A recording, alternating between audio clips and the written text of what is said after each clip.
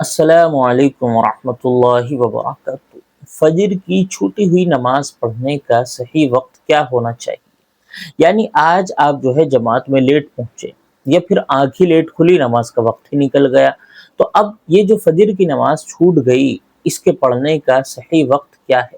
کس وقت اس کو پڑھا جائے؟ بہت سے حضرات چھوٹی ہوئی نمازوں کے سلسلے میں ایک غلطی کرتے ہیں، بہت عام ہے۔ آج اس غلطی کو سمجھیں گے، سدھاریں گے، اور یہ بات سمجھیں گے کہ چھوٹی ہوئی نماز پڑھنے کا صحیح وقت کیا ہوتا ہے۔ دیکھیے، بہت سے حضرات کیا سمجھتے ہیں کہ اگر آج آپ کی فجر کی نماز چھوٹ گئی تو اگلے دن آپ اس کو فجر ہی کے وقت میں پڑھ سکتے ہیں۔ فجر کا وقت نکل گیا تو پھر اگلے دن ٹرائی کریں، پورے دن کسی اور وقت میں آپ اس نماز کو نہیں پڑھ سکتے۔ یہی معاملہ ظہر اور عصر کا ہے۔ اگر آج آپ کی ظہر کی نماز چھوٹ گئی تو اگلے دن آپ اس کو ظہر ہی کے وقت کے دوران اس کو پڑھ سکتے ہیں، اور اگر ظہر کا وقت نکل گیا تو پھر اگلے دن ٹرائی کریں، اب پورے دن میں کسی اور وقت اس نماز کو نہیں پڑھ سکتے۔ یہی معاملہ عصر مغرب عشاء کا ہے۔ یعنی وہ یہ سمجھتے ہیں بہت سے حضرات کہ اگر آپ کی کوئی سی بھی نماز چھوٹی ہے تو اگلے دن وہ اسی نماز کے وقت میں پڑھی جائے گی، اس کے علاوہ نہیں پڑھی جائے گی۔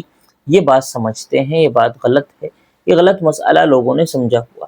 صحیح بات یہ ہے کہ اگر آج آپ کی کوئی سی بھی نماز چھوٹ گئی، فجر، ظہر، عصر، مغرب، عشاء، کوئی سی بھی نماز آج آپ کی چھوٹ گئی ہے تو آپ اس چھوٹی ہوئی نماز کو آج بھی پڑھ سکتے ہیں، کل بھی پڑھ سکتے ہیں، یا پرسوں یا کبھی بھی اس نماز کو پڑھ سکتے ہیں جب آپ کے پاس وقت ہو۔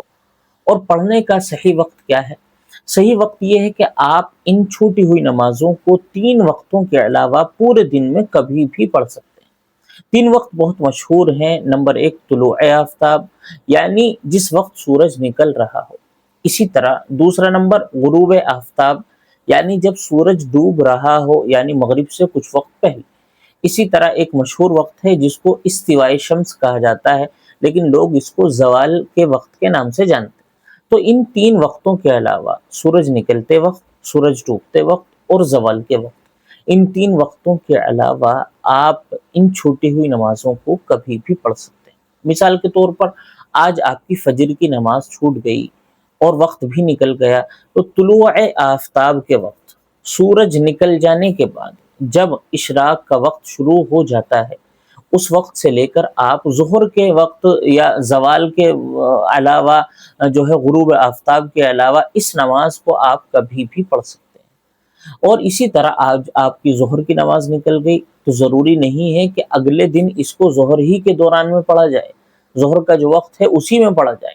آج بھی آپ اس کو پورے دن میں کبھی بھی پڑھ سکتے ہیں، ان 3 وقتوں کی رعایت کرتے ہوئے۔ ان 3 وقتوں کے علاوہ آج ہی آپ اس نماز کو پڑھ سکتے ہیں، اس نماز کو آج ہی اپنے ذمے سے ہٹا سکتے ہیں۔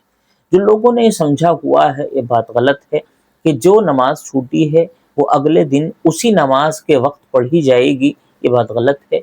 آپ اس چھوٹی ہوئی نماز کو کبھی بھی پڑھ سکتے ہیں۔ تو اگر آج آپ کی فجر کی نماز چھوٹ گئی ہے تو آج آپ اس کو اشراق سے لے کر تقریباً 11:30 بجے تک، 11:45 بجے تک اس نماز کو کبھی بھی پڑھ سکتے ہیں۔